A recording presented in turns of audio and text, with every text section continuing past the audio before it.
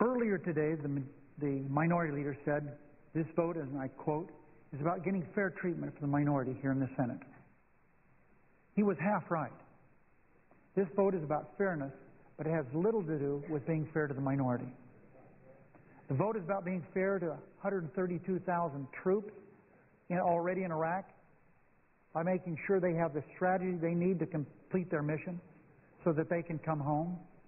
This vote is about being fair to the 48,000 American men and women who would be sent to Iraq should President Bush be permitted to escalate this war. This vote is about being fair to the bipartisan majority of senators who seek to voice their opposition to the President's plan to escalate the war. This vote is about being fair to the American people and the millions and millions of voters who chose a new direction last November. As senators, we owe it to our troops and our people to have a real debate about the way forward in Iraq. For 4 years, this body, under the control of the Republicans, sat silent on the most pressing issue facing our country, Iraq. As thousands of our soldiers were killed and tens of thousands wounded, the Senate, directed by the Republicans, sat silent, no debate on it. As hundreds of billions of dollars were spent, the Senate sat silent. Republicans were in charge, no debate. They said no. As Iraq fell into chaos and civil war, it became increasingly clear the President's plan was flawed and failing. The Senate sat silent. The Republicans, under control, who were in control of the Senate, said no. No debate on Iraq. As senators and Americans, we cannot permit the silence to continue. This Democratic majority will not allow it to continue. The administration's failures have dug us into a deep hole in Iraq. We all know that. And we have an obligation to find a way out. Our troops, most of all, need our help. They need a policy that is worthy as their heroic sacrifice. They need a legislative branch that will finally exercise its constitutional responsibilities. And, Madam President, I say to my friend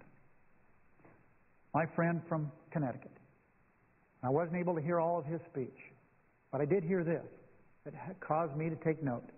He said, words to the effect, what are the Shia politicians going to think? What are the Sunni politicians going to think if, in fact, Warner passed?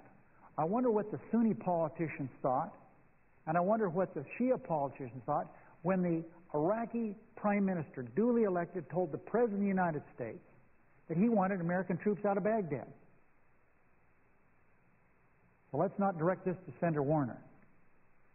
A no vote on the motion to proceed is a green light to George Bush to continue down the same failed course of almost 4 years.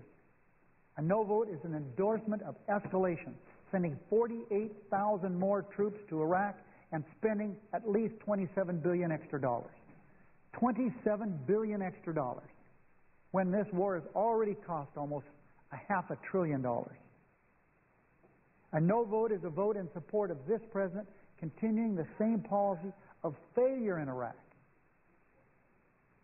We have been told by our intelligence experts that the war is not going to be won by the military. It can only be won politically. That's what the Iraq Study Group said. That's what all people say with rare exception. And those are those people that are holding hands with the President. Now, we must heed the results of the November elections and the wishes of the American people. We must change course. This change starts with this next vote.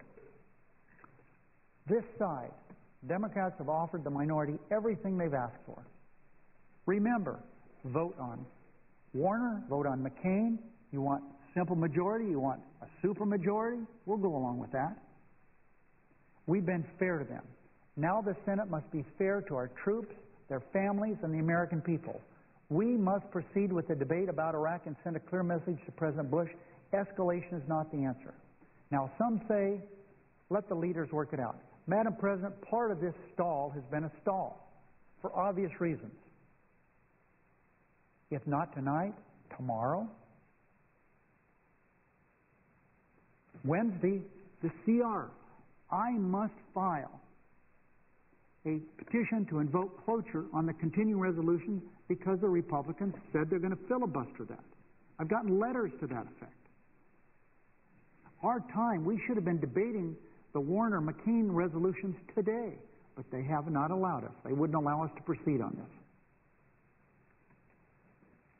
Now, if I'm telling everyone within the sound of my voice, a decision will have to be made whether to go further than tonight.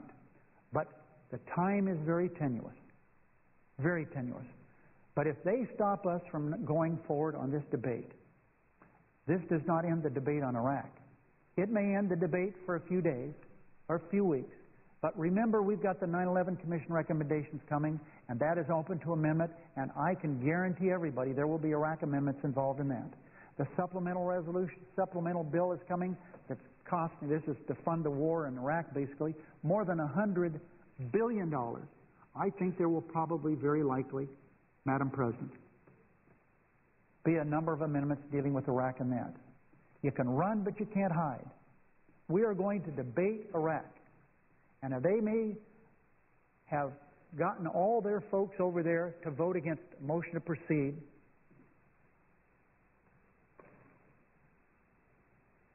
They may stop us temporarily from debating the escalation, but they're not going to stop us from debating Iraq.